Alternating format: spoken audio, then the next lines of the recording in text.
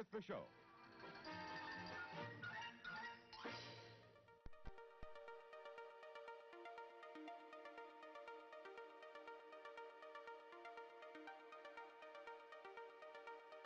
What is going on, guys? Welcome back to another episode of the Hill Valley AV Club, where a bunch of nerds get together, talk about movies and TV and why it's awesome and super great. Thank you so much for giving us a listen, taking the time to come back. I'm your host, Captain McFly, and joining me today, two first-timers. We're joined by a fellow Captain America aficionado, Dorseus, as well as the gaming author. Hello. Thank you guys for joining us. Thank you so much for taking the time to come hang out and discuss a pretty amazing movie that I am excited to nerd out about for a very long time. Oh, yes. Awesome. If it's your first time here, guys, or if it's your first time listening, what this show is and how it works, we traditionally give you a movie to go watch on your own. So that movie is typically either on Netflix or Prime Video or streaming services and things like that. You go watch it. We come together as a group here in chat, live on Twitch, and we just break down and talk about the movie. You know, kind of like a book club, but with movies. And typically we, reserve it to only streamable movies. Occasionally, a movie is so exciting or so much fun and I can't contain myself, and we do a bonus episode, which is what we're doing with Black Panther, which is the reason why it's a bonus. You got to go to the theater to see it. You got to pay the ticket and all that good stuff. So hence why it's a bonus episode and not a traditional, AV Club installment. But today we'll obviously be discussing Black Panther. But before we get to that, though, I do want to kind of, give everyone a chance to get to know Dorseus and the gaming author a little bit. So I actually didn't even give you guys this in the rundown, but favorite movies, movie or movies. What are your favorite films? If you and you could do top 3 or 4 if you'd like. I'm gonna let Dorseus take the lead on that. Am I allowed to just cheat and say every Star Wars? Am I allowed to say that? If you do that, then you need to give me your order of Star Wars, and I'll allow it. Okay. I recently revised my order. Okay.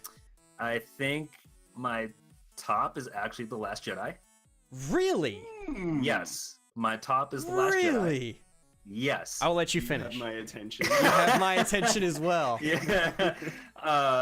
The Last Jedi. Okay. I love Empire, and then Episode 3 for me makes my top 3. Really? You have a prequel in your top 3? I do. Oh my gosh. I do. Are you under 25? So I can forgive it. It's like, I'm trying so hard not to judge. It's okay. It's okay. Okay. Empire is still up there for you, so it's like okay, that's fine. that makes it okay, I guess. But that's interesting. Last Jedi is your top Marvel film. Yes. Or not top Marvel film, sorry, top Star Wars film. Yes. Yeah, yes. top one. Interesting. Why is that? Like, I mean, if you had to give me like the elevator pitch, like what makes it the superior Star Wars film? For me, because it broke away from what I think I was expecting from a Star Wars film. Okay, I can respect that. The number one thing for me is after a while, I can enjoy things over and over and over. Obviously, I'm a Star Wars fan. Sure. But at some point, I need something to be more than just a slight tweak. I want big things to be different. Okay. And Last Jedi did that for me. Okay. I can respect that. I mean, to me, that's one of those things that really kind of shook me up with The Last Jedi. It was such a deviation from the formula. Right. With with Force Awakens, it was very formulaic, but I think that was also kind of to restore the faith a little bit. Yeah, for sure. That's why I was so forgiving with The Force Awakens, because like after, not to go on my usual prequel rant, but after the prequels, and particularly after reading the novelization of Revenge of the Sith and then seeing the movie, I really needed The Force Awakens I needed the people making it to prove that they actually understood Star Wars and what made it so great in the first place. Right. And The Force Awakens did that in spades. So I have basically no complaints with that film. Gotcha. If I had to put my top 3 Star Wars films together, It's I can't believe I'm actually going to put it in this order, but my top 3 are probably Force Awakens, The Last Jedi, and Return of the Jedi. Interesting. Okay. Ooh, Okay. For me, okay. like as far as Star Wars, Empire, always Okay. going to be my favorite.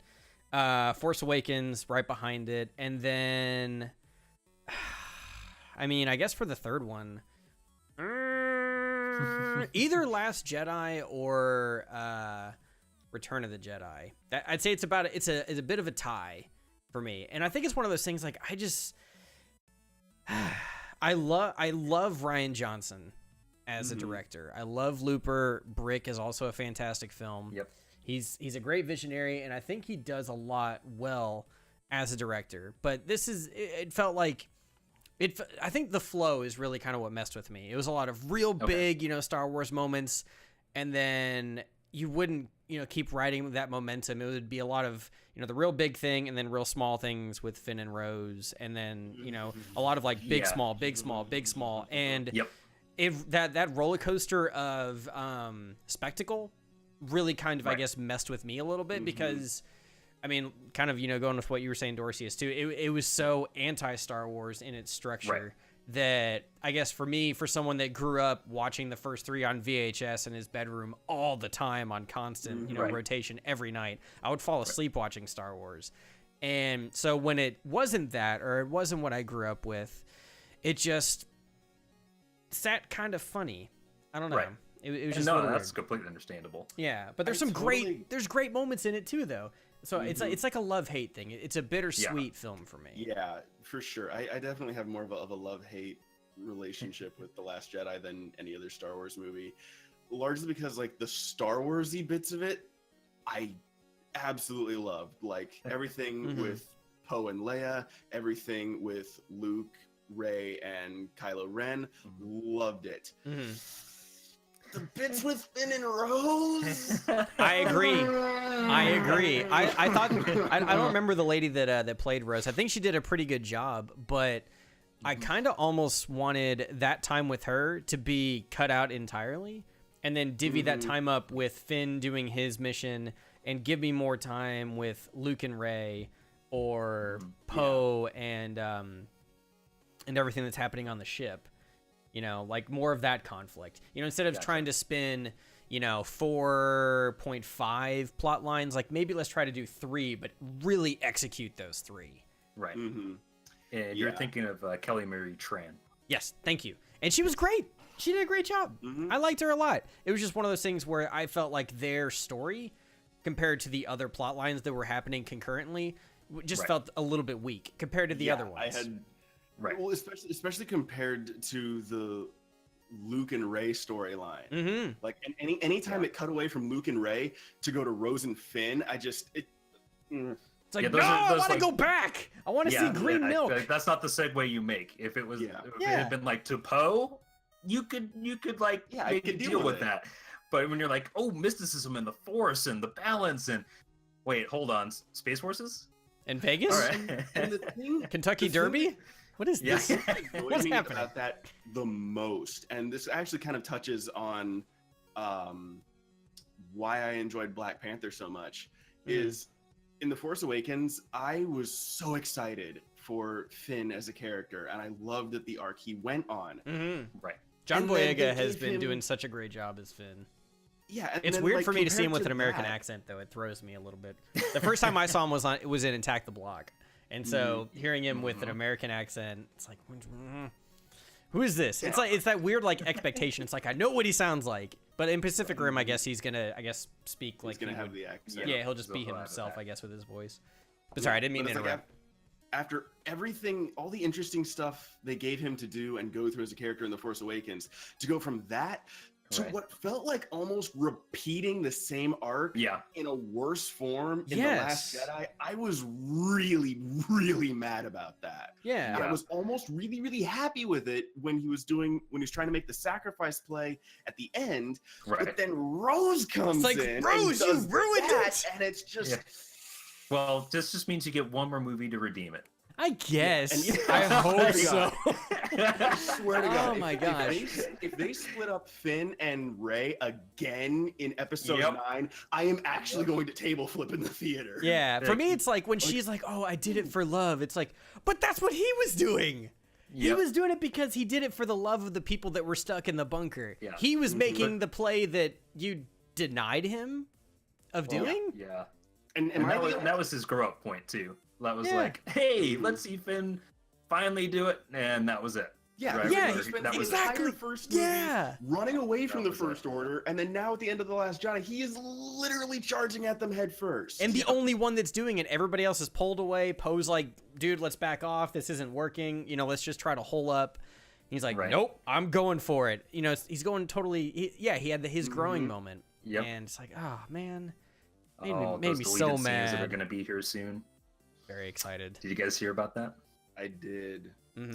I've actually been watching a lot of Star Wars YouTubers cover the deleted scenes and plot revelations that have been coming out of the novelization of the movie. Really? Yep. Yeah, and there's some there. Is a lot of it still staying canon, or are these new novelizations? Because I know, like, when Disney acquired the IP, they basically said a lot of, you know, the comic book and different novels and stuff were no longer considered canon anymore. Yeah, everything coming out now is official canon. Everything that's been released since that announcement is official canon. It's been sanctioned by a mouse in short pants. Yep. Got it. And it's what's really funny about this stuff coming out of the novel is that it in a way confirms so many of my suspicions, particularly about Snoke. I felt cheated. It makes me even angrier about how they handled Snoke in the movie. Yeah, me too. I felt like mildly cheated by lack of just context of why should I fear Snoke? Why is he so, you know, bad A, and why is he just is he worse than the Emperor? I don't know. We're treating him like he is. And then he's gone.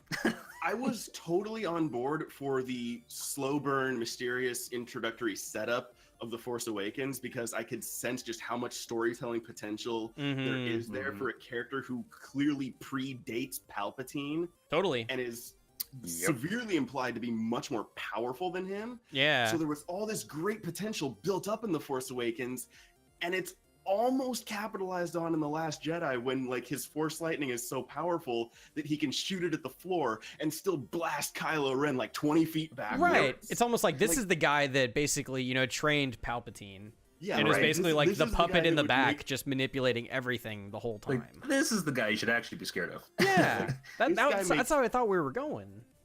Yeah. Like, clearly not. You very much get the sense that this is a guy who would scare Palpatine. Yeah. And then that scene happens, and you get half of it. I had to, guys. I had to. Nice. Oh, that's so good. Dorseus, man, that's good. I am gonna steal that. Gonna steal that. That's so good. That's so good. What else have you guys been watching? I guess for the past little bit, you know, checking out any TV shows or anything. I've been kind of slacking a little bit personally. I've actually had such a tonal difference in what I've been watching lately. I was super excited for Jessica Jones season 2. I'm about 6 haven't episodes started into it that. yet. Yeah, I just finished that yesterday. Yeah. Thus far, it's been at least as good as the first season, albeit in different ways. Okay. I would agree. And then the complete sort of emotional and tonal flip of that is a friend of mine, out of all the random shows to get me watching on Netflix, got me watching Queer Eye. What? And really? the Queer Eye, the Queer Eye. Is it new? Is that revival. new content? Oh, for that's it, right. Or is it a repeat it. of old stuff? No, it's a revival. It's a whole new 8-episode thing. Huh. And it's really, really, really good. Like, I did not think it would be at all my kind of show. And it's one of those things where it's so pure and full of real human joy and spirit that it's an amazing show. I highly recommend that everybody watching this watches Queer Eye at some point because it's a fantastic show. For me, like I've never seen anything about it, and so like someone that's never really paid attention to it very much, looking in, is it just a makeover show? I mean, I mean, this is for someone that's kind of ignorant to what it is and doesn't really know what to make of it other than the name and commercials I remember when it first aired, however far back. Mm-hmm. Yeah, it is a makeover show, but it's not just like a surface level like vanity project. It's really about these guys coming in and trying to help these, the subjects live, not just look their best, but actually live their best lives and sort of get out of their own way a little. So it's like a motivational show then too. Like a whole lifestyle change there. Got it. Yeah, and one of the constant refrains of the show is that, it's not about, coming in and like making them, to phrase it perhaps less elegantly than they do in the show, it's not about taking these, guys and making them, dress flamboyantly. It's about taking what's already there and just like elevating it to the next level, like making them live like the best versions of themselves already. Oh, that's cool. Okay. Cool. I might have to check that out then. Yeah, being a dad, it's definitely made it difficult to catch TV shows. It's like, all right, what can we watch at what time when he's asleep? Mm-hmm. That's pretty much the life. That is my home now. Dorseus, what else have you been checking out, man? You said anything's on the table. Does that include anime? Yeah, absolutely. Anything you've been watching, in the past few weeks or so. I was gonna say Jessica Jones season 2 as well. Yeah. Because I just finished that literally yesterday night. So I enjoyed that. But for anime, that's usually my escape for. Well, it's almost like the same as video games as far as escape. Like, can it be ridiculously silly fun? Absolutely. So I've been watching Food Wars. Yeah. And it's like definitely a guilty pleasure because my fiance shakes her head at me every time I'm watching it. And it's like, well, could you take like basically people who want to become the best chefs in the world and they actually have to do like basically Iron Chef as an anime? That's awesome. And you basically like ramp it up to like incredible levels. Like super anime, like the crazy like hyper speed moments, like yep. And they're just dicing onions and stuff. You had like Iron Chef anime. That like sounds awesome. It's called Food Wars. Of foodgasm, is Food Wars. That sounds awesome. It's hilarious and albeit slightly raunchy. So if you guys can't handle that with the food. Not like directly with the food. Okay. But yeah, we're not crossing that line. Oh, okay.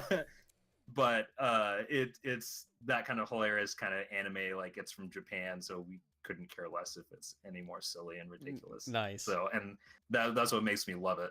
Like the only bad thing about it, as I would say, is every now and then it suffers from like a Dragon Ball Z effect where you feel like it's gonna take forever to get through it. Like Where characters like take like 3 weeks worth of episodes to power up. It's like, I knew you were making the souffle, but it doesn't take like 3 episodes to make a souffle. Like, please don't do this to me. Right.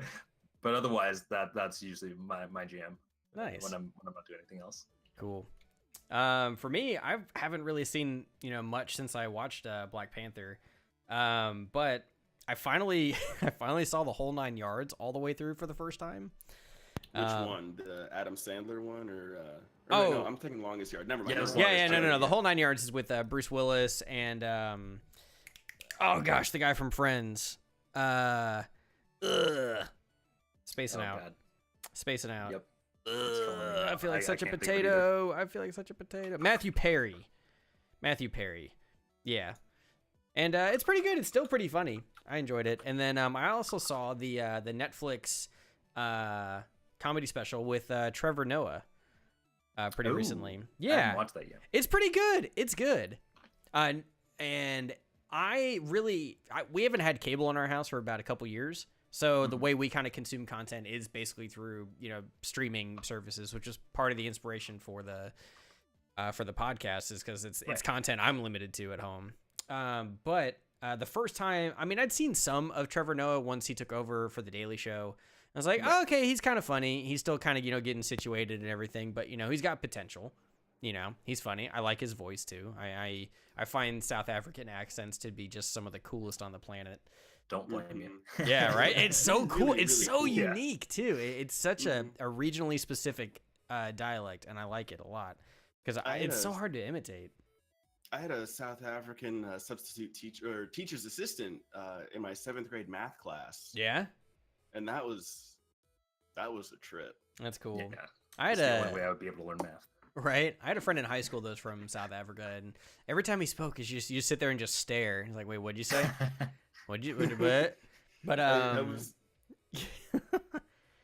was listening to your voice instead of your words. Yeah, it's like it sounds so pretty and foreign and different. But the special's good. It's pretty fun, and it kind of gives you some context to where he came from, and talking about the importance of travel, and there's some good social commentary in it too. You can see why he's the head honcho for the Daily Show and the face of the Daily Show now. So you can kind of get some of that, and it's good. And the first time what motivated me to want to go see it is we binged Comedians in Cars Getting Coffee on Netflix.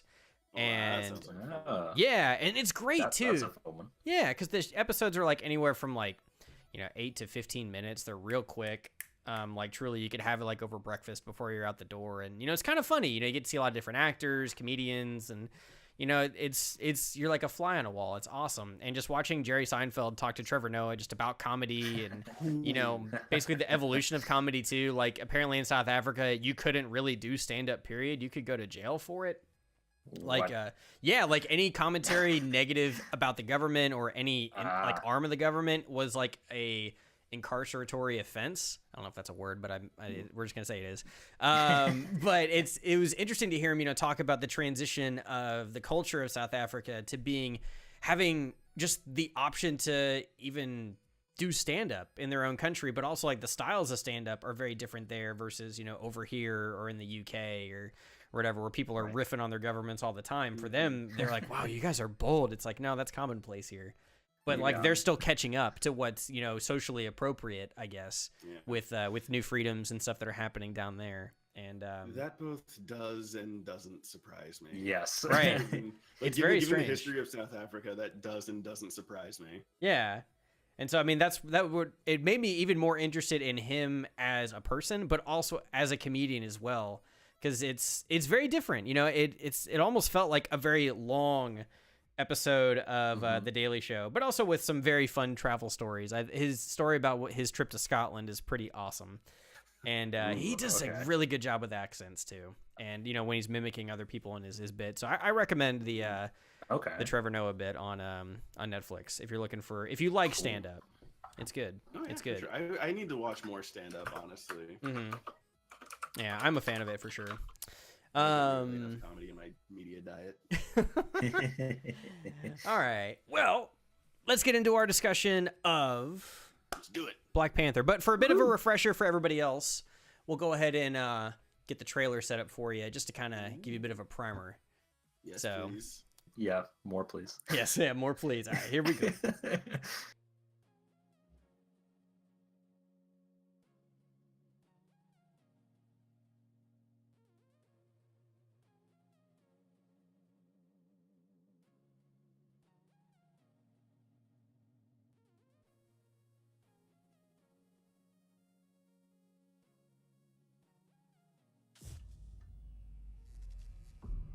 Tell me something. What do you know about Wakanda?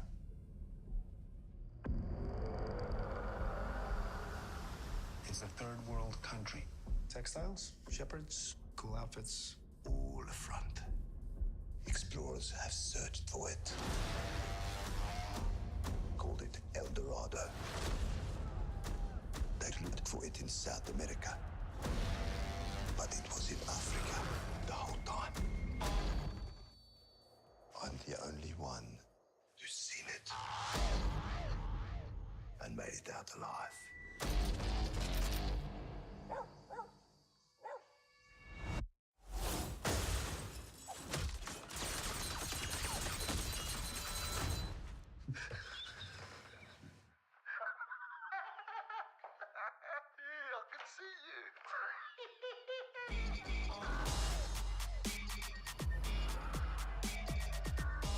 The world is changing.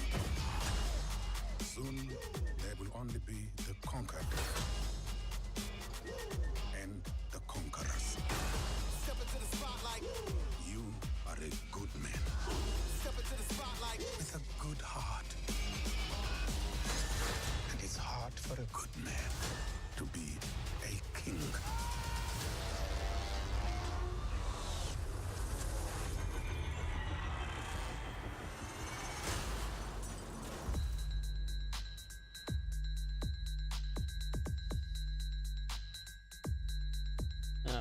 right.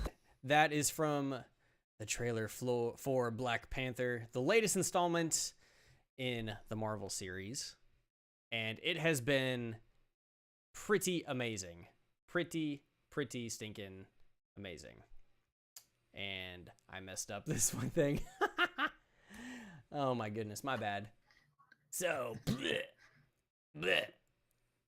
I will never get over that trailer. I know, right? Gosh, it's so good, man. It is so good. So good. It's the second trailer that really set me off.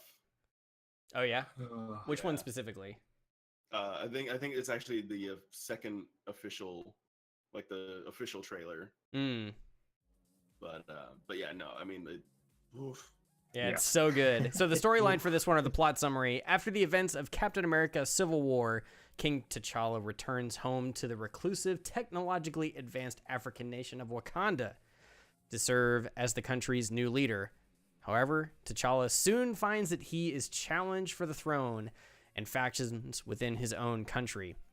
When two foes conspire to destroy Wakanda, the hero known as Black Panther must team up with the CIA agent Everett K. Ross and member of the Dora Milaje Wakanda Special Forces to prevent Wakanda from being dragged into a world war.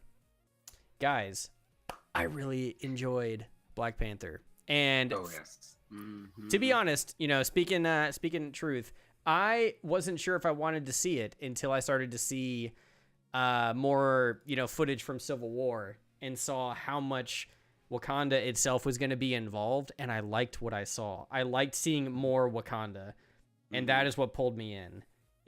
I wanted to see the world.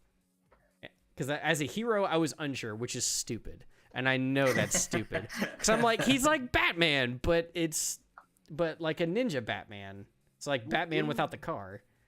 In your defense, Black Panther was not a hero that was particularly well known outside of the really hardcore comic community. And so like that actually kind of hits on why I really enjoyed seeing him in Civil War, and why I was also really disappointed with how he was handled in Civil War. Yeah. Because it was a great way to do sort of like a backdoor pilot for a Black Panther solo film. But you also miss out on everything that makes Black Panther so cool. Yeah. Yeah. And I agree with that point of, like, you know, when you look at your barrel of Marvel characters, Black Panther is usually not your top one you're picking. Like, right. When you look at, like, we still have like a long way to go to even hit like the middle of the Marvel barrel. And you know, like it's pretty clear, like I'm a Cap guy in my heart. But you know, for like having read comics for like almost over 10 years, and it was like, I can't honestly say Black Panther was my top like comic I was reading. So like I think they taking the chance in Civil War to introduce like, oh yeah, we're gonna introduce him in here, it's gonna be nice ease in, and then just blew the doors off. Right. When they're like, it's like, hey, yeah, he gets his solo maybe film. He's mysterious, we're not quite sure who he is, he's got this cool ring, and and then it's awesome and amazing. And I really dug it too. I only knew one person that knew who Black Panther was when I was younger, and it was just one guy in my high school, and he was really into Black Panther. And he was even then I was like, what? Who is this? I don't know who this is, man. Well, and that, like, for me, like, my sort of journey to awareness of Black Panther as a character started about with the announcement that he would be in Civil War. Like, the details are a bit hazy for me, but I remember that I didn't pick up a Black Panther comic until after it was announced that he would be in Civil War, because that announcement came out way before the movie. Right, I think I remember hearing about that. Yeah, gosh. So that bothers me on a different level, but we'll talk about that in a second. The first comic that I picked up is actually still sitting over here, and it was kind of like at the time it came out, it was sort of like a modern retelling of his origin story. Sure. And one of my favorite bits of that, and the bit that got me really, really excited for his potential as a character in the MCU, was a scene where Everett Ross is talking to a bunch like of White House, U.S. government officials about Wakanda and the Black Panther, and they're all talking about, well, let's just like, who do these guys think they are, using pretty racist terminology actually In the comic book? Yeah. Okay. To talk about, well, who is Wakanda to set up a no-fly zone over their airspace? And so he's given the breakdown of right what Wakanda really is. Well, because isn't the perception that, that they're the perception is like they're still a third world country. The shield is kind of covering them. Is that true in the comic book? Comic, actually. Really? Okay. At least the one that I have, not in this one. They're well aware of how advanced Wakanda is. Oh. And like the top general guy in the room is saying, whatever, that's nothing. Give me, like 12 of the best special forces guys, and I'll go in there and we'll, take everything they've got. And Everett's like, it's already been tried, sir, with the best. And then goes on to tell about how during World War II, Captain America actually entered Wakanda chasing after a group of Nazis that were out to exploit their technology. And he didn't know that the Wakandans had already dealt with the Nazis 3 days before he arrived. Oh, that's cool. He winds up getting into this fight with Black Panther, with I think would be T'Chaka at that point. Yeah, it would have been his dad. Right. And gets his clock clean. That's awesome. Like, T'Chaka beats the stuffing out of Captain America and sends him back unconscious to the rest of his forces, which I read that and I'm like, yes, give me this character. That's cool, man. Very cool, very cool. And so that leads into why I got really excited for him in Civil War, because I knew he'd be fighting against Captain America, and so I'm like, yes, please give me the live action version of this fight.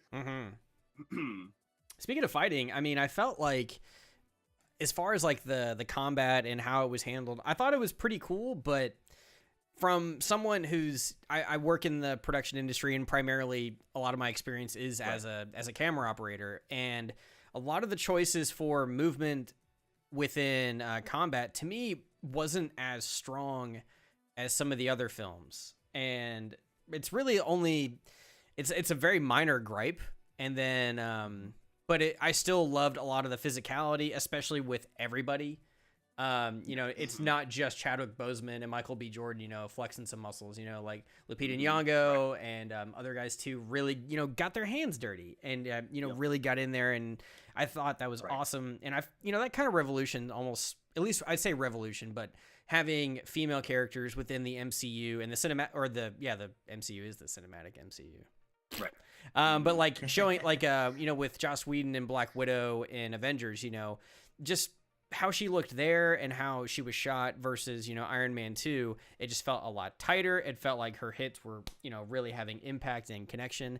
This time it felt almost like 80-20, and it could be maybe, I don't know. It just felt a little different to me, just from a visual perspective.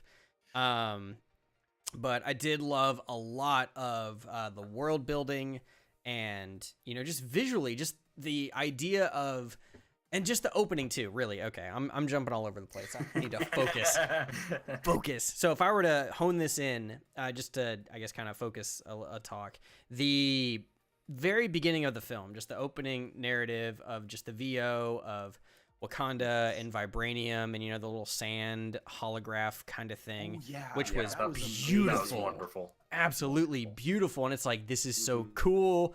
And just, the way it's perceived and, what if, and what if there was a country that was, stricken by colonization and slavery and denied the chance of technological advancement with the rest of the world because it was interrupted. What would that look like? And not only that, but let's bubble that in there and just let it like almost like a little biodome and just let them do their thing. Just let this group of people do their thing. And that like the inner nerd in me and just the what ifs really got me excited. I was like, this looks so freaking cool. I want to go to Wakanda. I just want to go here and just sit on the street. I want to see what they're eating. I want to see what they're driving. I want to see what their microwave looks like. I want to see like just what everyday life in Wakanda was. Like I was just so just in awe of just how everything looked, but also too with like tribal African sensibilities with some of the design as well. So like you could see like with the way things looked, it's like, this is so cool. It's just like these very like small little touches, and I really dug it. That was actually, bumping back to Civil War for a second, that was actually one of my favorite things about Black Panther and Civil War, is that they didn't give him just a flat black costume. Yeah, there was texture. At it, you could see all the different tribal designs and patterns in the fabric, and I was just like, yes, give it to me now. I agree with that one too. Just seeing basically what I guess many would refer to as being like, I guess, Afrofuturism. And it's like, yeah, your roots come forward with you. Like, you know, being able to later have basically your own like Reinhardt shield out of your cloak, you know? Yeah, exactly. It's like this, you know? Yeah. It's like, oh yeah, like, yes, yeah, all these like kind of textiles and things that like the rest of the world jokes of them about are still there, but you can hardly fathom the context of what they can do with it. Right. You know, well, and that speaks to one of my biggest takeaways from this movie. Probably one of the 3 biggest takeaways was that if Black Panther is not at least nominated for a Best Costume Design Oscar next year, I'm going to be furious, because like that blend of the traditional tribal designs with that futuristic technology and just the way they combine the two. Oh, and the Royal Guard too. Oh, like his like personal guard. Like I don't even know what they're called. If you guys know, let me know. The Dora Milaje. Yeah, the Dora Milaje. Yes. Dude, I loved that. Like the red and gold, and they're just like this elite. It's almost like Amazon-esque. Like these ladies are like top tier fighters, and it's so cool. I love their. Honestly, I think I may have liked their costume the best out of everybody's, including Black Panther's. For sure. Okoye especially is like one of my favorite characters in the entire MCU. Okoye is a treasure. Yes. I would take like her versus Wonder Woman. Just like cancel the rest of Marvel versus DC. I would watch it like every day the rest of my life. Man, rip Wonder Woman for sure. I'm giving that fight to Okoye right now. I would love to see that fight. I truly would. And I mean, this movie also, it set a lot of records, you know, and not just, you know, opening weekend things as well. Yep. You know, it's you know, it's the biggest on track to outgross The Last Jedi, at least here in the US. Which is insane to think. Like something that's such a staple as Star Wars. Right, is being, you know, trumped by Black Panther. It's just a very odd thing to think. Right. You know, just if you were a betting man that bet on movie earnings, which is a very strange thing to gamble your smart bet. Right, exactly. It's so strange. You would say Star Wars. Right, and it's the biggest opening for February, and traditionally too. You know, now and, you know, to March or January to March is typically kind of a crappy time to release a movie. Statistically, it's not a very high grossing time. Movies, it's generally almost like a death sentence. It's almost like studios are like, or distributors will release a movie in that time because there's just lack of faith, or there's just too much competition elsewhere. It does what it does. And it's usually the place where movies go to die.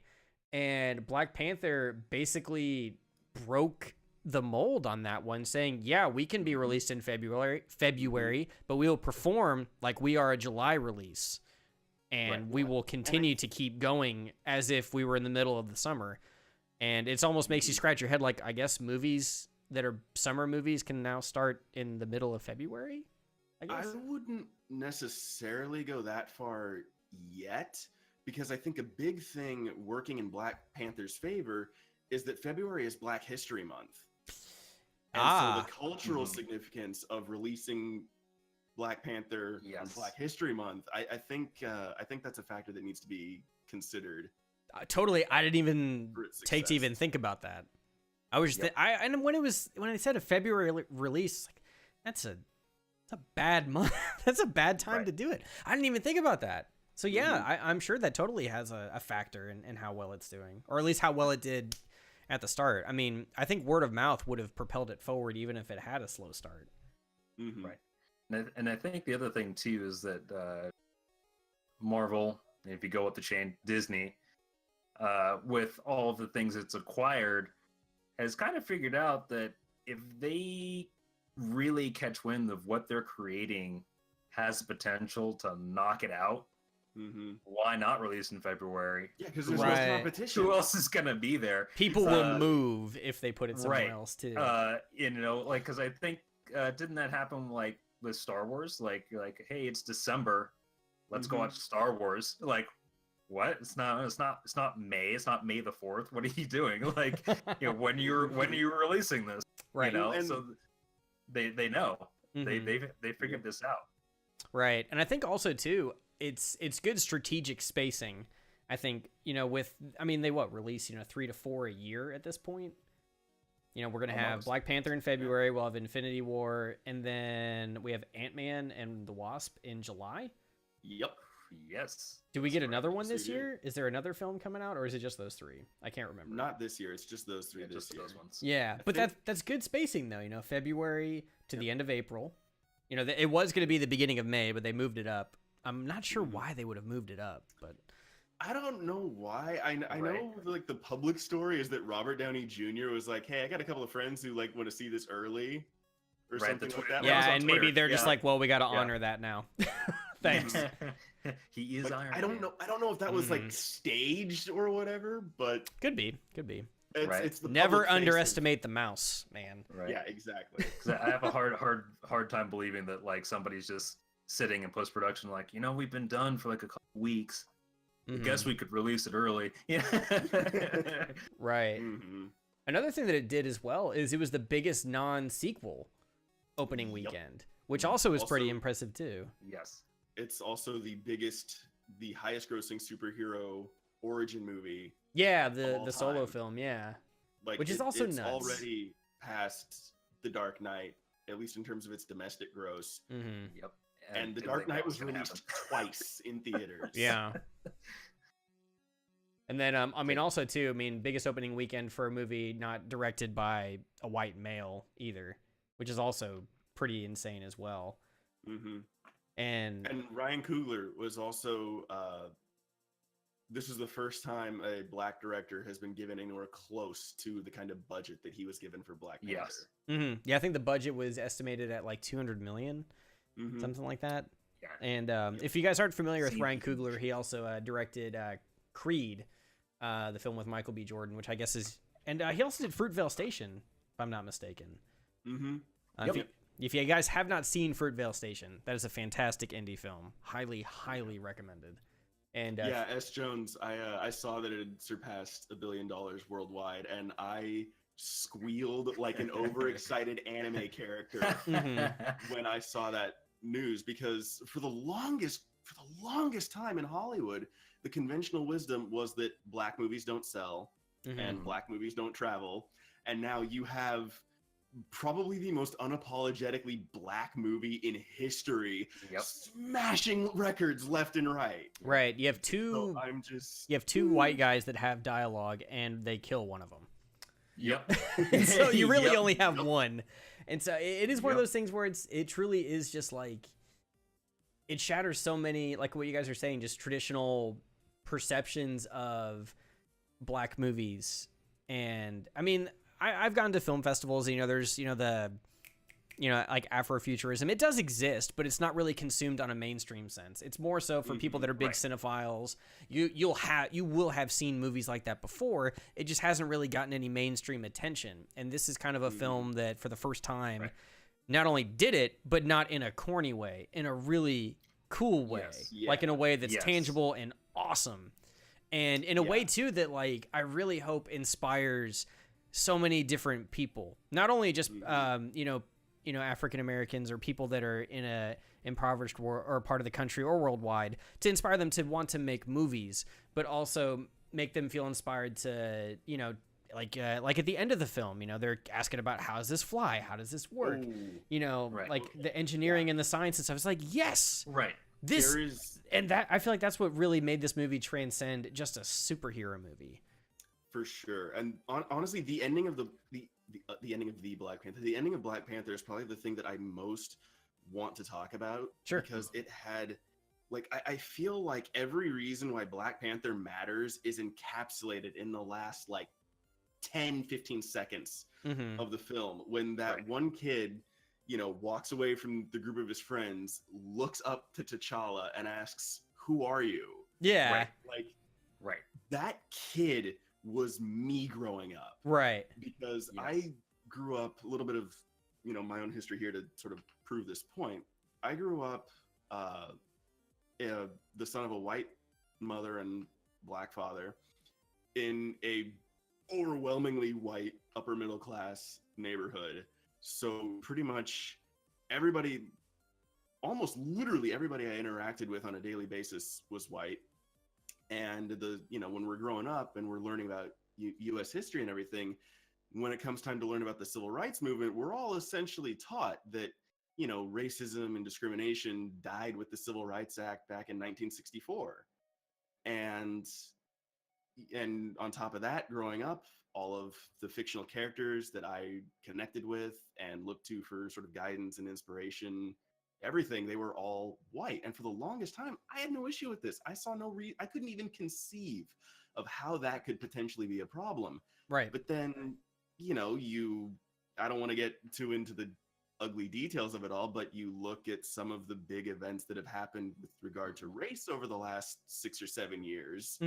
And it was a really painful, honestly, a soul-crushing realization that no, racism and discrimination did not die out 40 years ago. They are alive and well, and still in some particularly horrific ways. Yeah, unfortunately, I lost so much of myself because of that. I felt like I had been lied to my whole life, that I'd been betrayed, and none of the superheroes that I had looked to for inspiration to kind of get me through like every other nightmare life had thrown at me, none of them could really help me with this one, because none of them would have to deal with that reality. Like, you know, Bruce Wayne doesn't have to worry about, you know, well, it gets into great details that I'd want to skip over.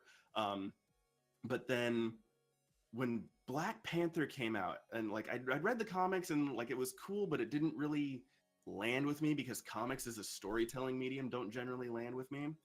But when I saw the potential for Black Panther, and particularly when I saw Luke Cage, the Netflix series, that was my first real experience connecting with a superhero and a show where it's a superhero show, and yet pretty much all of the characters look like me.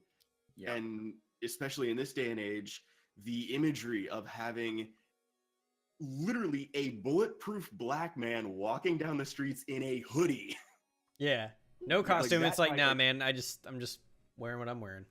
Like I had never I would not have connected with Luke Cage as a character 10 years ago, because he's not the kind of hero that interests me. But with, like I said, everything that's happened over the last 6 or 7 years, it was such a powerful experience and really made me appreciate how much representation in media actually matters.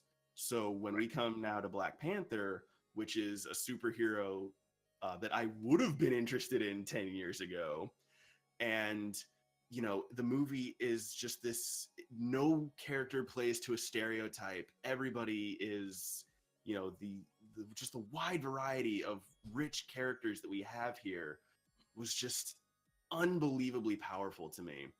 And so when we get to the end and there's, for all intents and purposes, me 20 years ago looking up at T'Challa asking, "Who are you?"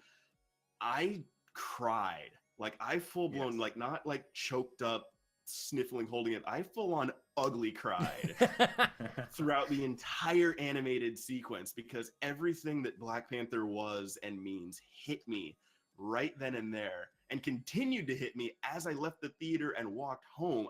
I cried like 4 times that night, just because it finally, like, we finally live in a world where a movie like Black Panther even exists, let alone the financial success. This movie just exists in this day and age. And every single piece of me that had died with every ugly headline over the last 6 years came back to life that night, and it was such an overwhelming experience that I saw the movie 2 more times in 5 days. Nice. Oh my god. And like my final point on that is the thing that still gets me choked up about Black Panther, even now, like more than a month, actually exactly a month later, is the fact that now that because Black Panther exists as a film, and thanks to being part of the Marvel Cinematic Universe, he's not just, some C-list comic book hero. He's an A-list fixture in mainstream pop culture.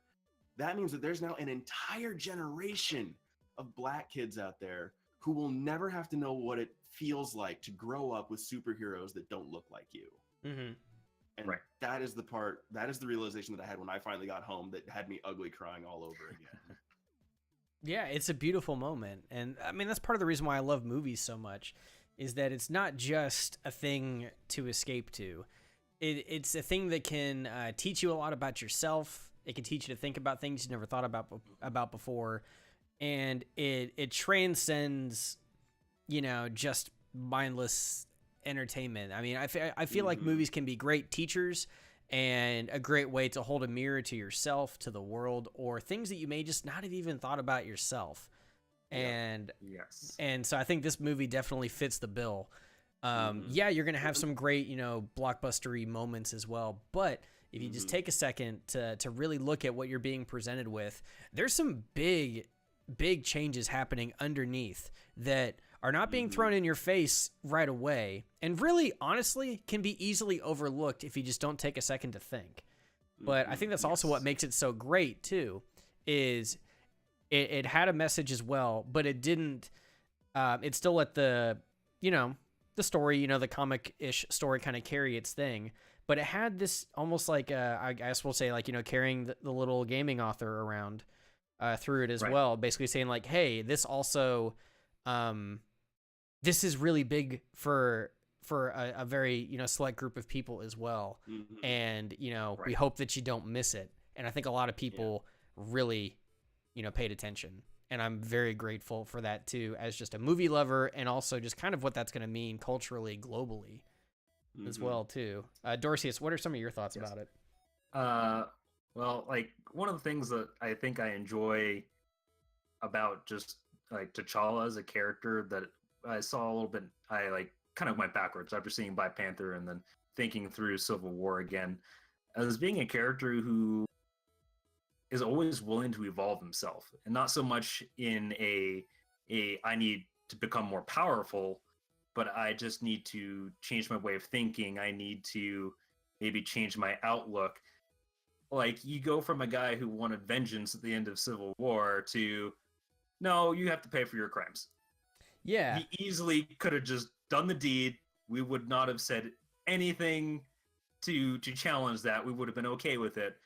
And then you see him in Black Panther, again, like echoes of his father. You're a good man. It's hard to be king at the same time.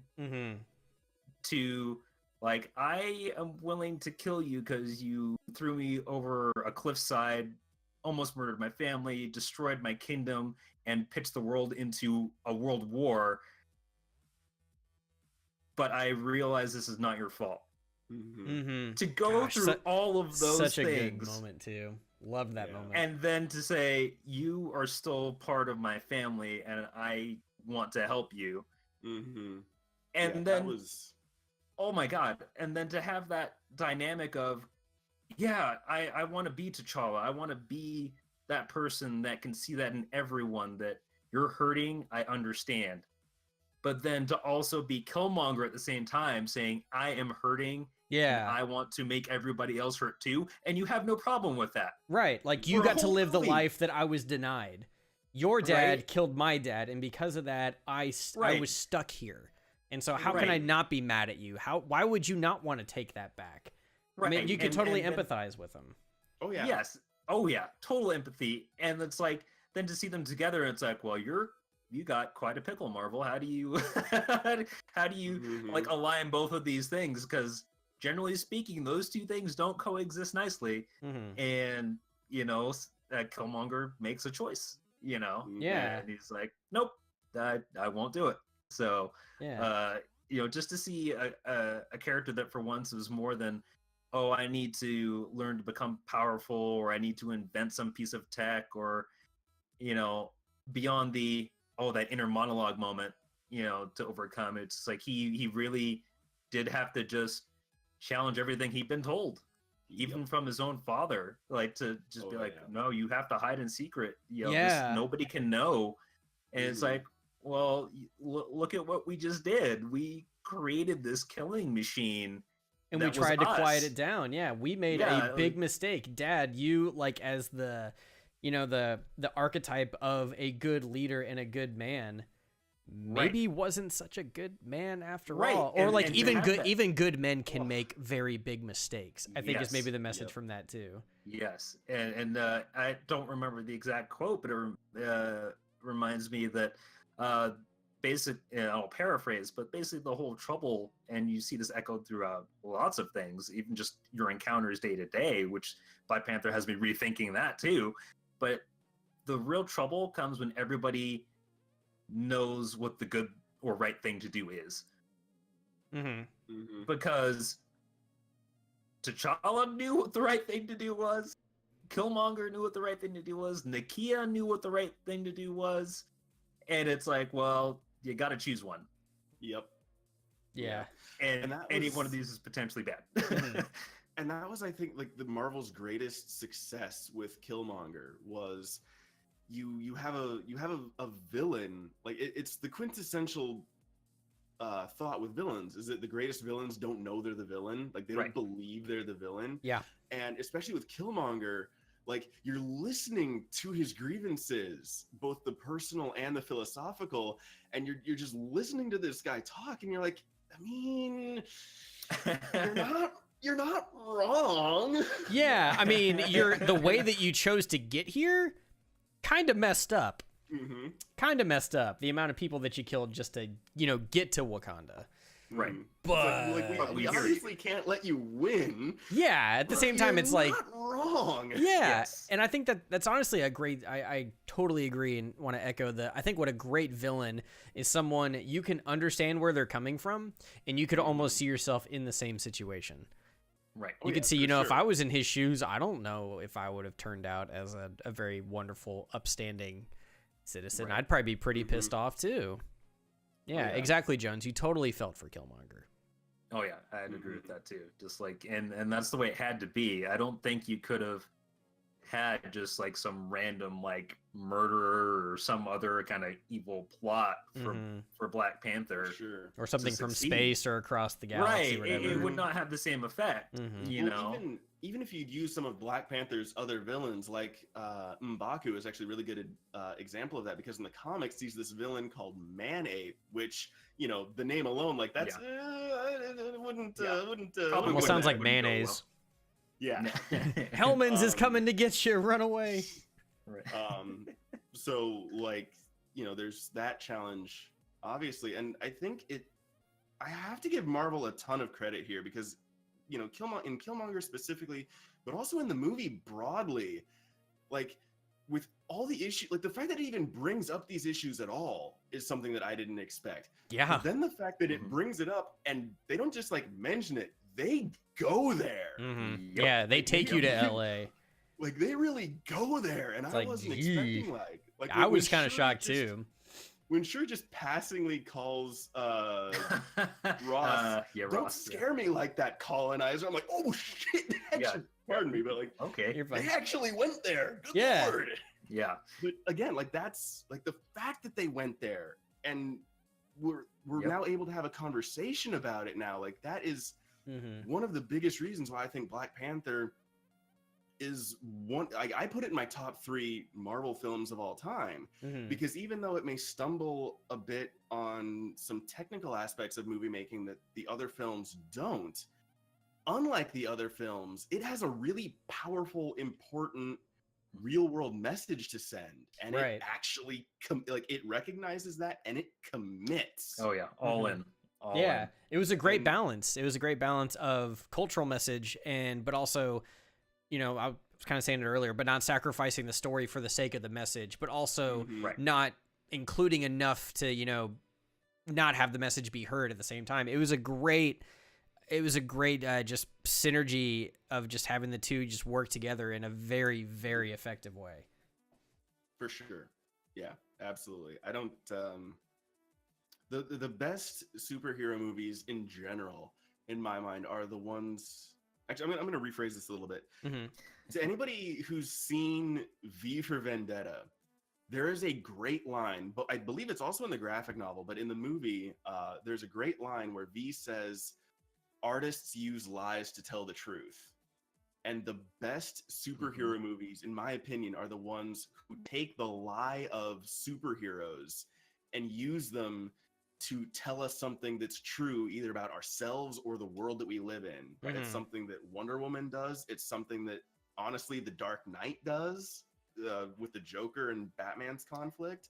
Yes. And it's something that Black Panther does. And so I honestly could not be happier with the fact that Black Panther is what it is, because I think it's everything it needed to be, and it's everything on a personal level that I needed it to be and more. And it's just excellent top to bottom. Yeah. One of the things that kind of, it made me a little sad, and in a way it's almost ironically, it's unfortunately Andy Serkis, like we were talking about earlier in Star Wars The Last Jedi. I was looking forward to more time to learning about Ulysses Klaue. And, you know, when we first got introduced to him in Ultron, you know, this arms dealer, you know, he's the only guy that has seen Wakanda and got out. And, you know, this guy that's, you know, this very just little dude that's, you know, could maybe be something menacing in Infinity War had he survived. Maybe could have cut a deal with Thanos to save his own skin or whatever. And, you know, much like in Last Jedi is, you know, put down in a way that it was done well, but I was kind of sad because I love Andy Serkis as an actor, and I was very intrigued with his character, and also like how he and Killmonger could have been working together to still get to Wakanda, or maybe what kind of, you know, duality they could have had as people operating within it. You know, one guy, you know, Killmonger wanting to just have Wakanda, you know, have everything that he was denied, and Ulysses, a guy who's like, yeah, I just kind of want to make some money, and can I just have some of this and do my thing? And, you know, but eventually maybe, I don't know, I wanted to see more of their relationship, how they found each other, why they're working together. I loved, you know, the way they busted him out of the interrogation room was so cool. I loved it. Yeah, it was really, really cool. And that actually, a couple things I want to address. First off, BRB Splint, I think. Baby Rice. Right? Oh, Baby Rice Plant. Baby Rice brings up a great point about Killmonger. That last quote he has about bury me in the ocean where my ancestors jumped from the ships because they knew death was better than bondage. Again, that speaks to my earlier point that like Marvel went there with this film. And I think that might actually be the single most important line in that regard in the film, because at least for an American audience, because pretty much everybody in America who sees this movie is going to know the history that comes with that line. And after experiencing all of Black Panther prior to that line, and then hearing that line, I think that to anybody with even two brain cells to rub together, that's going to be one of those things that really kind of sets you off your heels a little bit, and actually it starts making you really think about, oh God, we really are still dealing even now with the after effects of that. Yeah, I agree. Then, even just thinking about the line too, you know, it's such a heartfelt line, and it takes what is a very tender moment with two cousins together, you know, separated almost their entire life until their very last moments together, and then it just twists the, you know, the emotional knife on your heart a little bit, and you're just like, oh man. I mean, you can't help but, you know, want to cry and hug him, but at the same time, like, but you killed so many people. But at the same time, like, it's okay. I love you. I'm so sorry that just life was unjust to you. And oh my gosh, it's such a good line. That what could have been moment. Like, that's like all that floods right to you, and you're just like, man. Yeah, and it's so real too. It's so real. Not everybody gets to live the fairy tale life. There are, thousands and thousands of people all over the world in different countries that aren't, getting to grow up in a life like, us, being able to, talk on the internet together and be able, and others to be able to listen to us talking. They may never get to hear this conversation. And, they just got dealt the wrong card. And it's one of those things too, where it touches on that a little bit as well. Like, sometimes people that have good hearts sometimes just, get dealt a bad hand. And it's, there's a lot that can be done.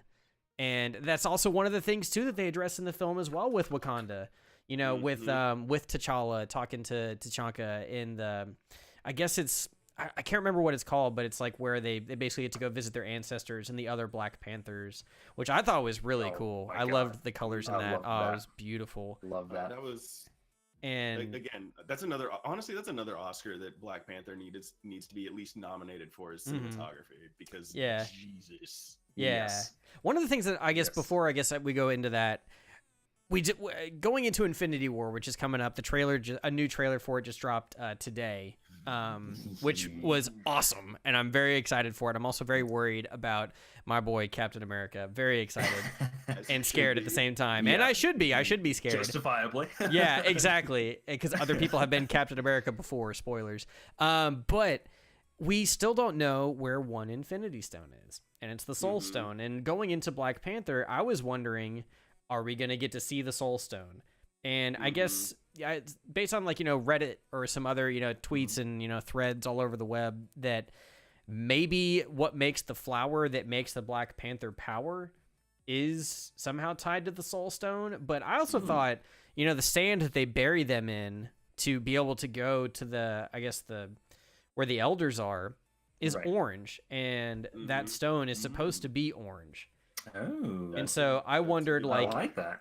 And so I wondered, is that intentional? Is it just a good contrast color that they picked just for, costume design for the room or for just set design? And so it never really got answered. And so I'm hoping that maybe that's the case. Maybe the stone has been crushed up, and maybe that's just what is used to, transport your soul somewhere else. Well, a counterpoint to that is that T'Challa gets the same effects later in the movie buried in snow. Right. Yeah, because they did get the one flower away, and so they were able to make the drink, or the whatever the nectar is in the flower was able to get back to him. Yeah, so I do definitely agree that, in my opinion, there's only two places that the Soul Stone could be. It's either in Wakanda. It has to be Wakanda. Or the other theory that I've heard is that Heimdall has it. Because I like that one. Do you think it's in his sword? It's either in his sword or in his armor, but he says, I think in Thor 1, that he can see every soul in the galaxy. His eyes are orange. Just saying. Yeah, and his eyes are orange. So because Paul Bettany has the Vision Stone in the Mind Stone in his head. I never thought about that. Yeah, so now I gotta go watch Ragnarok again. The only piece of evidence that I think would counter that theory is that, I don't know. I don't want to get into spoilers for Infinity War, but if you've seen Ragnarok, we would assume people have seen Ragnarok at this point. It's spoilers for Ragnarok. Really, anything Marvel at this point. If you haven't seen it, I mean, shame on you. Shame on you. Potential spoilers for Ragnarok, and I'll throw Infinity War out there as well. But that said, it's very clear that the first attack Thanos makes is on the Ark colony ship that has all the Asgardians on it. Right. So it would appear be there. Yeah. And when we see Thanos on Earth fighting the Avengers, we see that the only two stones that he has are the Power Stone and the Space Stone. Yeah. So now that, I think it was in the first footage we saw from Infinity War, Thor didn't have his eye patch because Ragnarok hadn't come out yet. So it's entirely possible they're just not putting the Soul Stone in the trailers. Right. Like, I will admit that, full stop. Possibly. Because this was supposed to be a 2-installment film, and now it's just going to be a single installment. Well, the Russos did an interview where they said that Infinity War is very much its own movie, and that Avengers 4, rather than be a continuation of that, will be more of a direct sequel to it. So, like, Thanos will still be the main villain, but they're telling two different kinds of man, so many guys are gonna die. It'll man, it'll be okay. No, it's not gonna be okay. I'm gonna cry. This is gonna be so sad, man. But I'm so looking forward to it at the same time. But one other thing I wanted to hit on about Black Panther really quick, just off of Baby Rice's other comment, was one of the complaints that I've heard from like these super hardcore comic fans is they were really, really pissed off that Claw was killed, because in the comics, Ulysses Claw is Black Panther's main villain. Right. Or at least one of his biggest villains. And so the fact that we're losing Claw so soon, like, that has a couple of pretty people upset, but at the same time it's like right. But I mean, you could make the same argument though for Iron Man 3 and the Mandarin as well. You took what is like the guy, and I have some really strong opinions about the Mandarin. In a way, it really that movie pissed me off for a long time. I've since like turned it around after I let it sit for like a year, but initially I was so pissed because I love Iron Man. There's still a void in my soul for that part. Although Marvel has confirmed in their own way that the real Mandarin does exist in the MCU. Likely story. I remember did you guys see the one shot? Yeah, exactly. Okay. Yes. One shot. He is. They do confirm that the real Mandarin exists. It's a long con, because if you look at him, if you look at the looks that he makes, it is a long con. Mm-hmm. I think it was fully self-preservation that he just made, the Trevor Flattery character. I really do believe it. I believe he is the legit Mandarin, and I wonder if he'll be... would be... Okay, so if they do go the long con route, I am... Like, that just further solidifies my need for an Iron Man 4, where he confronts the actual Mandarin, and then, obviously because Robert Downey Jr.'s been at this for a while, that could be the point where they... then transfer the Iron Man mantle to Riri Williams, who plays the character Ironheart in the comics. Yes, that's something that I like. Give me an Iron Man 4 just for that specifically. Could it be? What about Shuri potentially getting the transition, being someone who is very science and tech savvy? I was actually having this conversation earlier this morning, and I think that while that is a very viable option on the face of it, I think at the end of the day, Shuri is still way too important to T'Challa and Black Panther to spin her off like that. But what about 3-4 years down the line, with time to have Black Panther in the rotation, being in other MCU films, and trying to build out the supporting cast of T'Challa and give them further agency in the MCU. I feel like that is still a pretty promising opportunity.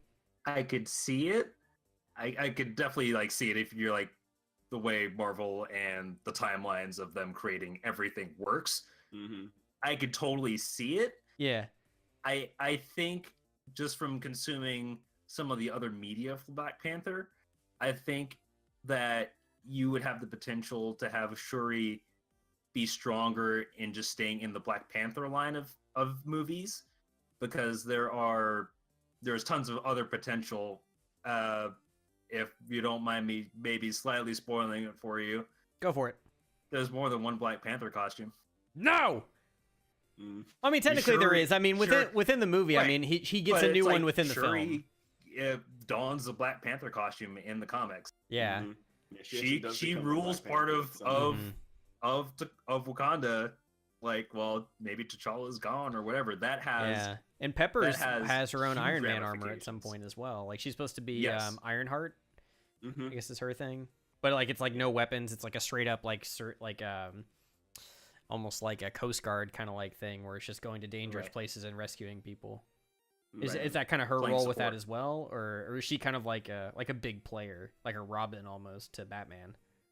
I'd say I don't know if I'd go like Robin to Batman, but it's basically like her almost doing it her way. Okay. Like there's the T'Challa way, and then there's the Shuri way of doing things, and Okay. you know, that kind of definitely sibling dynamic. But it's like, yeah, I would love to see like eventually where maybe T'Challa has gone too far with the Avengers and doing the superhero thing. He's lost his way, and seeing Shuri being like, do you remember what it means to be here in Wakanda and being Black Panther and ruling the kingdom? Because that would be a huge storyline just for T'Challa on its own. Well, and that's something that T'Challa actually gets in hot water with in the comics as well, is that when he goes off and does, like, he spends, I don't know what the specific arc is, but I know it's happened in the comics where he spent so much time with the Avengers and with their issues. And I know it came up in the Civil War comic storyline where he's spending so much of his time and energy on this that Wakanda sort of falls into its own version of disarray. And so when he comes back from dealing with the Civil War, he's got to deal with a Wakanda that's pretty pissed at him. Right. It's like you can't be a king and not be around. Exactly. Right, exactly. And man, I enjoyed Martin Freeman as Everett Ross. And I was pleasantly surprised by that. Yeah, and I can't remember where I heard this, and I felt like, I don't know, it was such BS after seeing the movie. I heard, like, because I didn't see Black Panther in its opening weekend just because dad life happens. But I'd heard somebody say that they felt like Martin Freeman wasn't given enough in the movie and almost maybe didn't need to be in the movie at all. And I have some really strong opinions on that. But for me, like, after I saw it, I'm like, I felt like he had plenty of agency in the film, and I felt like he served a purpose. He wasn't like a lame side character. He got to do, I think, more than he did in Civil War and other bits. He by a long shot. Yeah, he definitely had an effect on the plot line. He contributed to the fight and prevented, you know, something that could have been horrible from happening, and he risked his life. He stayed in there until the room almost got blown up. I mean, you know, he didn't just like, you know, peace out or, you know, get knocked out and pass out like Bilbo Baggins and miss the big fight. You know, he had agency and participated. But I don't know, I never understood that statement, so I kind of disagreed. My first stronger opinion on that one is that, you know, one of the things I enjoyed about his character in a sort of a reverse mirror type of way is that Martin Freeman gets the treatment in Black Panther that a lot of black characters get in other movies. So it was really fun to kind of see the role reversal there. Okay. But then also, like you said, like he's not just a throwaway character. He has a real meaningful effect on the plot. Like they wouldn't have been able to save the day without him. If it hadn't been for him and what he does in that movie, that ship still would have gotten away with the weapons, and you know, there would be Wakanda tech on the black market and around the world. Like there would just be bad things happening. Bad people would have access to very strong tech, and that would be also just a very interesting world to be in too, like an alt history movie. Like what would happen if that got out? You know, it's almost like, you know, Hydra weapons and Tesseract weapons getting out. Yep. You know. Yep. Exactly. But like in just a different sense. Yeah, I agree with you guys on that one. He played his role well, and it gave the opportunities that we saw in the plot. It's like, okay, like one of the few people outside of Wakanda that T'Challa actually trusts, like somehow, and we see it because he wasn't going to leave him there to die. He that's like one of his also big departures from the old way. So we see that as I wouldn't say a foil, but it's a moment where T'Challa gets to make a decision. Yeah, where it's and you're right. It is actually like the first moment in the movie where he's presented with a situation, you know, like his first real choice to make as king, and he looks at it and he's like, he knows what he should do, like he knows what he's been taught and raised and brought up to do. Right. But then at the other point, he's like, this guy's just like, how can it be the right thing to do to let this guy take a bullet for, I think, Nakia. So like take a bullet for the woman that I love and leave him to die? How could that possibly be the right thing to do? Right. Because I mean, with his father, it's almost like his father would have totally left him there and be like, nope, that's his problem. You know, we don't want to bring an outsider to Wakanda. That's a threat to Wakanda, and keeping things separate and all that. And it was really, really, I think that's what has been one of the most interesting things about T'Challa. In a way, I guess part of the reasons why I like him so much is he has a lot of similarities with Captain America in terms of his moral compass, being able to make, I think, what we would all hope we would make, the choices we would hope to make, the right choice, the humane choice, and a selfless choice, and, you know, not putting, you know, the needs of you before everything else. And it was really cool to see that executed on multiple occasions, to see like, yeah, he has learned from his father, and especially like up until the end too, you know, when he goes to the elder place, where he basically he like confronts his dad. He's like, you screwed up, man, and that's just not okay, and we're not going to do that. And you see that stays consistent with his thinking as well, like whether he had known that he was going to have a disagreement with his father at that point or not. You know, he'd already made that choice, but it was cool to see that just echoed in many different circumstances, that this is a guy that definitely has his head and his heart in the right place. And really, I think only one time he has like a slight vengeful moment in the movie. Yeah, it's when he first confronts Claw, and he says, every breath you, like, Claw is like begging him for mercy, and T'Challa says, every breath you take is a mercy from me, and he's just about to claw him in the face. Could have done it. He's about to claw. Okoye and Nakia, like, dude, have you seen how many people are recording this right now? Right. Yeah. It's like, I got to put this on my Instagram. If you actually kill him, don't do this. For sure. Yeah. But like, yeah, because it also, it's a good thing too, because it does humanize him still. It's not like he has superhuman compassion. You know, he still feels, you know, intense anger and, you know, hatred towards this man who took his father from him, a man that he idolized and felt was like the best role model. And eventually kind of, you know, as we've kind of discussed as well, he eventually finds out maybe that's not the case, or like what we had said as well, like earlier, he, you know, all good men can make mistakes. Yes.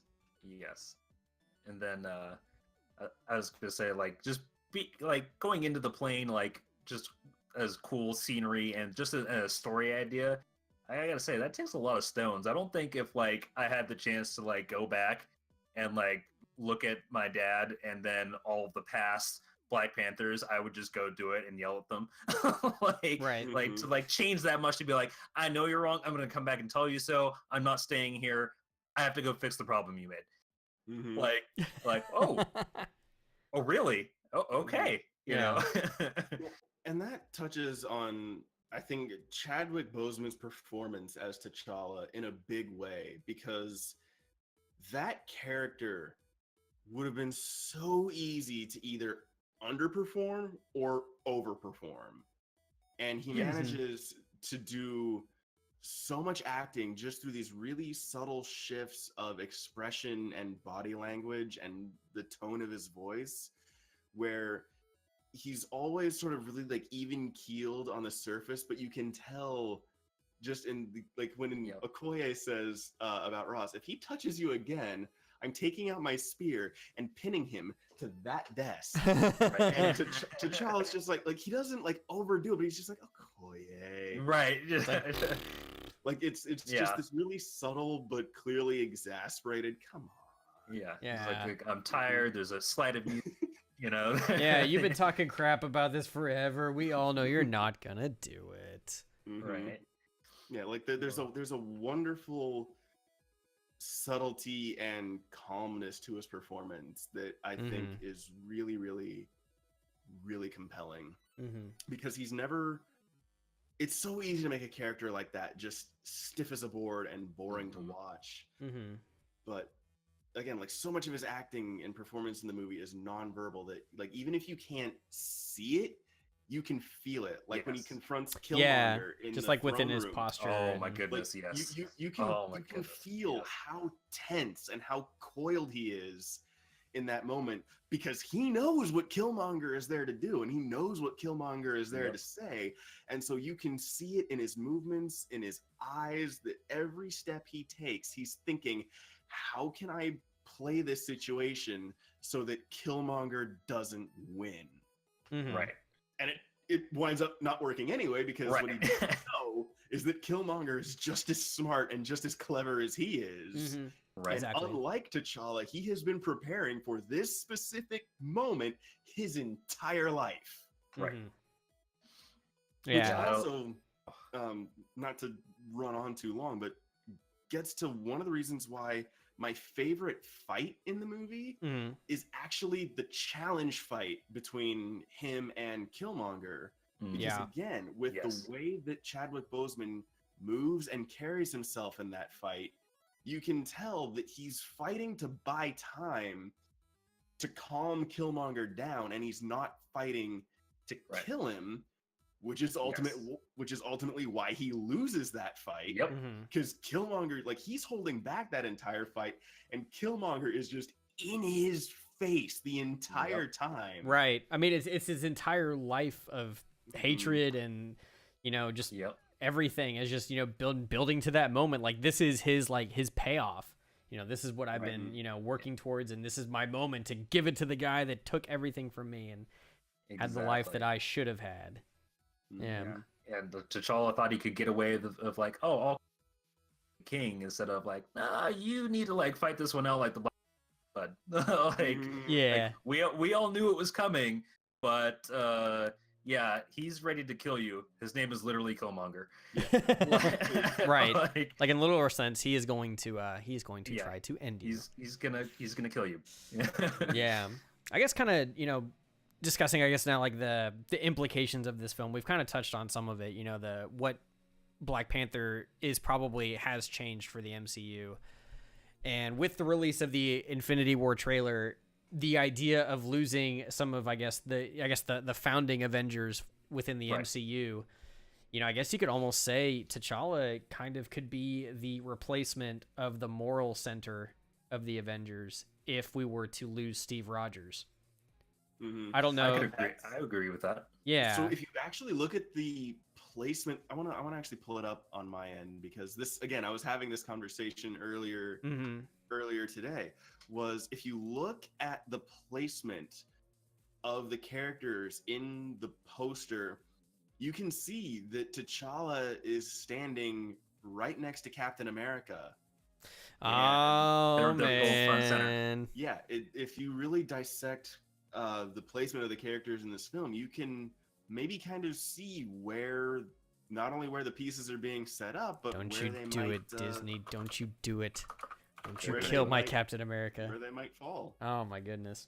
But yeah, even at the end of Ultron as well, like they have, the new Avengers headquarters, and people are stepping up, and you have like Scarlet Witch and Vision and Falcon, and it kind of is almost like just a heads up, these are going to be your new core Avengers. You may not know it yet, but that's probably what it's going to be. And I kind of could see that too. I mean, these actors can't stay their age forever unless you start introducing the idea of them aging and dealing with aging. Right. Especially with Captain America too. Somebody that's like, I mean, oh my gosh. Within the comics, I mean, we have seen an old Cap, in charge of S.H.I.E.L.D. and things like that. So I guess it could be done. But at the same time...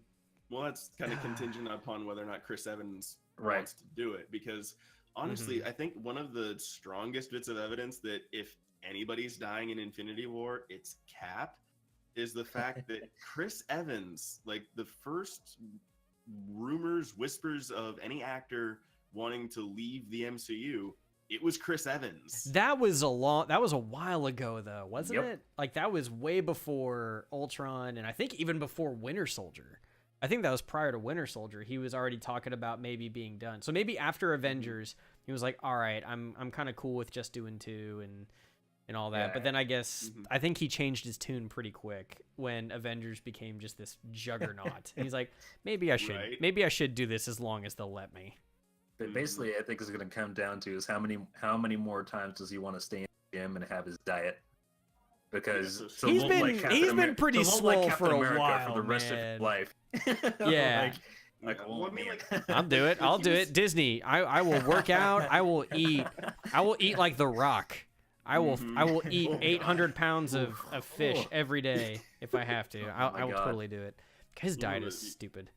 God. I mean, but that's like the thing though. Like Chris Evans is already in really good shape. Because I mean, I don't know if we want to talk about the Fantastic Four movies. Oh my god. Sure.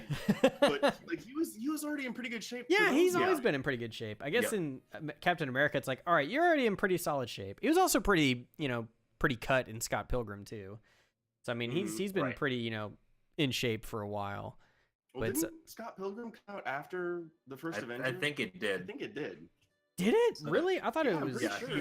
I thought he it was in Captain America shape in regular clothes for Scott Pilgrim.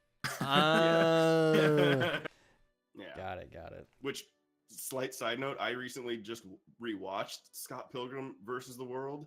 Fantastic movie. That movie is a piece of, like, it's ridiculous and silly and over the top, and it is without doubt or exception a piece of cinematic brilliance. Totally. Incredibly underappreciated. That way, I was nervous for a second. Yeah, I was about to say, I'm about to either get really mad at you or want to hug you. And I'm a sucker for Edgar Wright. He's one of my favorite directors that's still working, and I think it's a movie that I wish got more praise, but unfortunately is just, I don't know. I guess it will just remain as an cult fan status in the sense. Well, and that's kind of why I prefaced it with how silly and ridiculous it is on the face of it, because that's kind of why it didn't really get much traction, because it's one of those, it's like Pacific Rim in the sense that it's one of those movies where you kind of have to already be in that fan base to really appreciate it.